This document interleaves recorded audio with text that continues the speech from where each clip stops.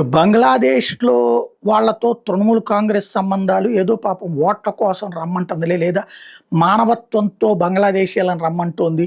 అక్కడ ఉద్యోగోపాధి లేక ఇక్కడ వస్తున్నారు, ఏదో బతుకుతారులే అని చూస్తోంది.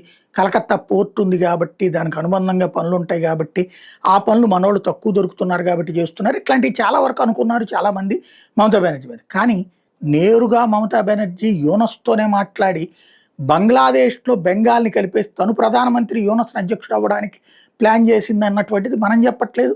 సీఐఏ నివేదికలే చెప్పినాయి. అది మొన్ననే మాట్లాడుకున్నాం. అంత దుర్మార్గంగా దేశ ద్రోహమే చేయబోయింది. అదే మమతా బెనర్జీకి సంబంధించి మరొక విషయం బయటపడింది ఇప్పుడు. లక్ష్మీర్ భండార్ అనేటటువంటి తృణమూల్ కాంగ్రెస్ నాయకుడు ఇప్పుడు అరెస్ట్ అయ్యాడు.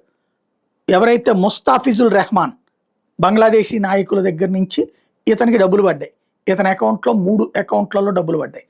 ఆ డబ్బుల్ని ఎన్నికలకు వాడారు. ఇట్లాగా ఇప్పుడు తృణమూల్ కాంగ్రెస్ వాళ్ళకి బంగ్లాదేశ్లో ఉన్నటువంటి రెవల్యూషనరీ బ్యాచ్ల దగ్గర నుంచి డబ్బులు వచ్చినాయి అంటే దేశద్రోహం ఏ స్థాయికి చేరిందో అర్థం చేసుకోవచ్చు.